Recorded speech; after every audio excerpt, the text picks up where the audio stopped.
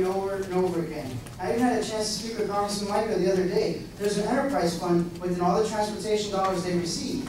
Yet 20% of the monies they spend on transportation are pulled from general revenue. In other words, it's more deficit spending. We have to learn to live within our means. Whatever dollar that we have coming in is a dollar that goes out. And including me, I'm so fiscally conservative, I like to say 90 cents on the dollar.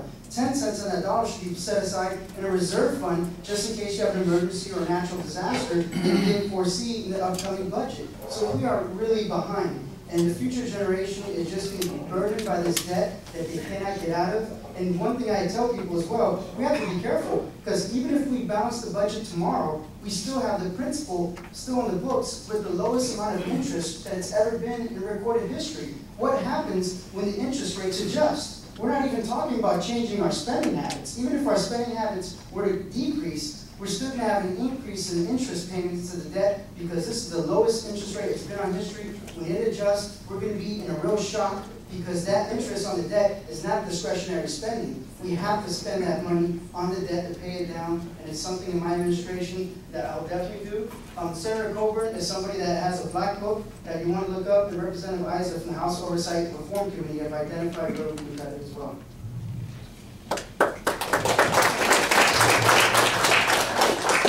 Thank you. The next question, we're going to start with John. And we're going to switch gears for a second and talk about some local issues. Now, the question is this. What are the most important one or two issues that you think are most important in this congressional district? What would you do about them if elected? And how, if you are elected, how would you go about keeping your finger on the pulse of what's going on back here in the district? John? Well, I will start backwards, and I will tell you this is my home, and we don't plan to go anywhere. I love Osceola County. I plan to, I started my law practice 20 years ago, right in downtown, and I'm there in a different office. It's home, and so I plan to certainly be a local representative and stay here. This is where my family is. I will tell you that locally, we certainly are blessed with having tourism, but at the same time, we're also blessed with the opportunities of technological advances. I know that having Medical City close to us is important. And what can we do as government? Obviously, the infrastructure comes into mind.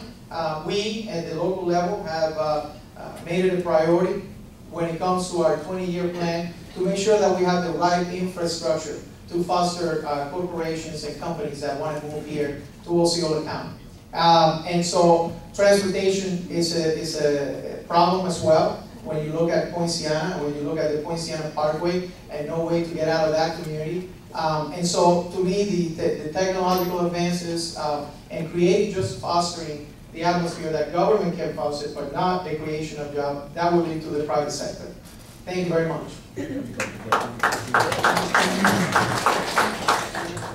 I think the concerns in this district are the same throughout our country. People want to be safe, free, and everybody's worried about their standard of living. And that's why I've been fighting for the fair tax and lately Herman Cain's 999 plans, which I think both accomplish the same thing. They finally make sure it's easy for people to start their own business, grow their own business. It's great for big businesses in the manufacturing sector that have left this country to come back to the United States. Because if we do not have business doing well, we don't have small businesses starting and growing, we can't, not only do their families not do well, but we can't take care of our seniors, we can't start paying down our debt, we can't do anything. And the whole goal, Reagan said this tax system makes no sense whatsoever. I mean, why we have a tax system right now that makes sure that illegal immigrants and the drug dealers don't pay anything, why we've shipped jobs overseas, why it's important for you to know in Washington, D.C., so if you're infidel, you're getting 0% tax rates, but if you want to start a corporation, you're paying 35% of the highest corporate tax rate in the world. That's insane. Why do you want to have a tax system so that lobbyists descend in D.C. to use a tax code and build it up to 70,000 pages? Outrageous. I'm the only person here. We started a Fair Tax Patriots PAC that fights for these things. That's why Herman Cain's endorsing the campaign and supporting us, because he knows I'm a constitutional conservative that's got specific solutions to help your standard of living. And the last thing I'll say, if we do not move and get rid of this tax code, we're going to keep printing money, and already inflation is crushing our seniors, people living on fixed income and Social Security, because you're seeing the inflation rate on energy, food, healthcare, and things that really matter skyrocket in this country. It's only getting worse. We have to get rid of this tax code and move to the fair tax for 999, and I promise I'll continue to fight for it. Thank you.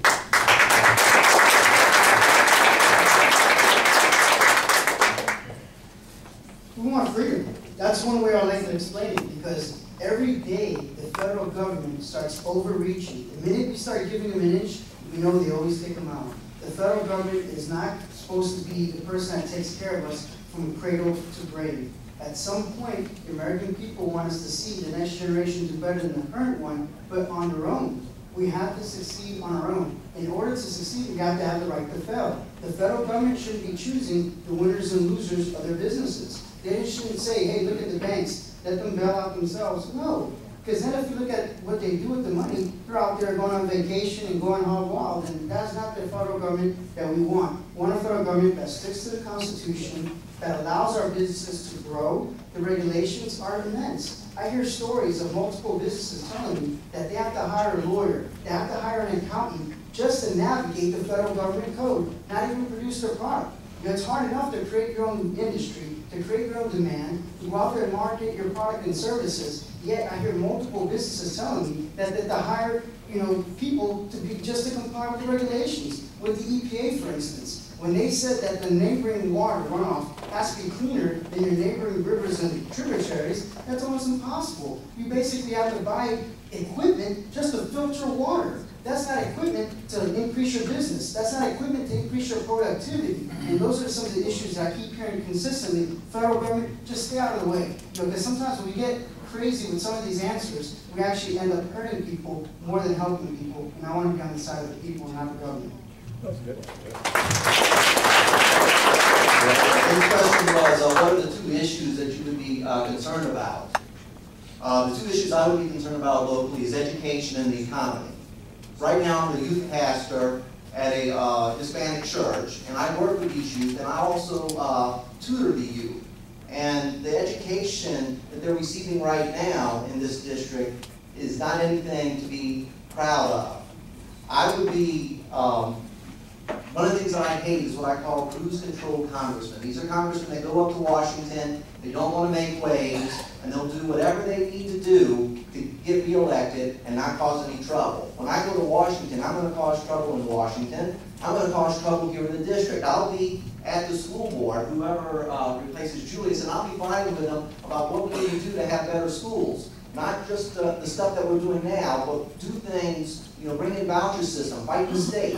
We need education. We can make Central Florida the best place for education in this country. And then I would fight the county commission. I would fight things like red light cameras that we put in. And we need to get rid of, red light cameras are just another tax that's a fine. It's not any different than Obamacare. We need to have freedom, and we need to fight the county commission, and we need to fight the school board.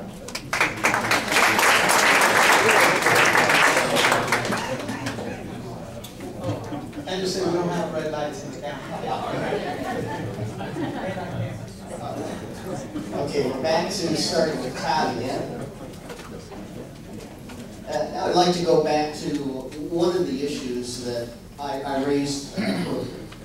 And I'd like to ask the candidates to give us their opinions about what would you change about the federal tax code, if at all, and including what personal and corporate aspects of the tax code. And this will give you a chance too, if you favor or disfavor, or if you have any reservations about the fair tax, you can include those as well. So let's start with Todd. I can guarantee you, if we don't just repeal our current tax code, we're going down with the same system, and that's insanity. I mean, you look at the last couple of times we've actually done pretty well in the 1990s when the Republicans were in Congress and Clinton was president. We had sort of a false wealth system because we had an internet .com bubble. So we had all this wealth created and everybody thought they were doing well. Then that bubble exploded, we went into recession. And the last time we had this fake real estate bubble because of Wall Street, because of Fannie Mae, Freddie Mac, all that other stuff. that bubble burst and we're in massive recession. We're not a wealth-creating giant anymore, we're a consumption nation. We've lost our manufacturing base. So why people want to hold on to this current tax code, it's obviously designed for career politicians. That's why they're getting all their money from, okay? But the fair tax does what we want it to do. It's simple, it's fair, it treats us all the same, very American. It's a national sales tax, in case you don't know. Gives a rebate to everybody in case of the poor are definitely not going to pay any more for their goods and necessities.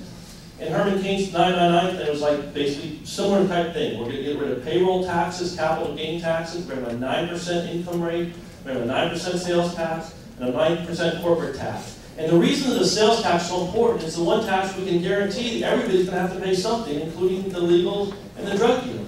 Why? Everybody else in the state, you know, people say, well, I can't afford it. I can guarantee you one thing. Unless you're passionately for it, and passionately teaching it, and passionately fighting for it, you're never going to get any change in Washington, D.C. of any substance. So you see the other people on stage like, well, I kind of like it, maybe it's okay, or maybe we should study for it. That's basically like saying, I can promise you're going to have the same tax code you're looking at the next 10 and 20 years. You people are going to be fighting for this thing, changing this thing, and I can guarantee it's the greatest blessing we give our children to go to the fair tax. Thank you.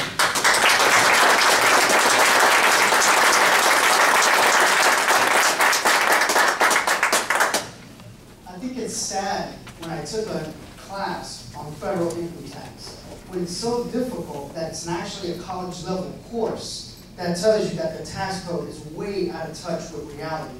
And then when I look at the tax code in more detail, most of the problems are the deductions and the exemptions, saying, well, if you got this marriage, if you got this person, if you got this business, if you got that, it's basically the federal government trying to control your lifestyle based on the types of deductions that it favors or it does not favor.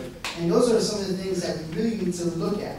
I do support the fair tax. One of the issues I had from initially supporting it completely in my campaign was that I wanted to ensure that the income tax was repealed before the sales tax is implemented, because we all know Democrats in Congress, well, I'm not allowed to make fun of them, but I'm just going to state something that's real, is the minute you give them something, they don't want to take it away. And it's very difficult to take away money or revenue source from the federal government. So now I was assured that part of HR 25 is a sunset provision after 7 years that the sales tax is not, if the income tax is not completely repealed from the federal government, then it just reverts back to the old system. And if it reverts back to the old system, I would love to just get rid of all the deductions and all the exemptions. It's either, this is how much money you paid, this is a percentage. It should just be a standard deduction for who you are. We shouldn't be looking at people's lifestyles and how many kids they have and how many they don't have. And that's the problem that we have with the federal government. It gets way too complicated because you keep wanting to make everybody happy.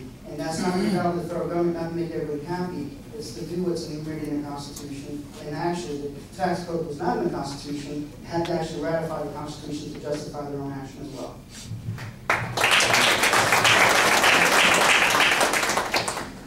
One of the things that I do is I travel the world. And one of the biggest manufacturers in the U.S., I can't say their name because I had to sign an agreement not to talk about them, but one of the largest manufacturers in the U.S., you would think, manufacture their stuff here, and you would think that this manufacturer did it here, but they make it in Europe. Not because of cheap labor, but because of the tax codes that Europe gives them that the U.S. doesn't. I am for the fair tax mainly because it has a zero corporation tax. And we need to understand that we're in a global economy, and we need to make our U.S. companies the most competitive in the world. And we don't do that right now, and I understand that more than anybody else here, because that's what I do for a living. I work in the global economy. I was a manufacturer. I understand the tax burdens that the manufacturers have. I understand the tax burdens that small business has. I've been there. I understand taxes probably more than anybody up here, because I'm probably the only one that's done all my personal taxes and all my corporate taxes for my entire life. I understand enough that I don't have to pay someone to do it. We need people with this kind of knowledge in Washington. We need to get rid of our tax code. We need to not be Don Quixotes, because right now we've been fighting this fair tax since 1999 and not getting anywhere around it. I have a plan called the Truth in Taxation Plan that y'all all have, and we need to do something different. Like I said, we can't be Don Quixotes fighting a windmill. We have to have strategies to win, and that's what I do. I put together strategies that win. At the end of the day, it is about freedom. It is about getting back to our roots as a nation, as to our basic understanding of what our obligations are as a federal government. and that is securing our border, make sure like the military is treated appropriately, especially when they come home. And yes, it's about fostering corporations to come here and create jobs. And the corporate tax rate is the highest in the developing world. And so we are in a competitive disadvantage. And so we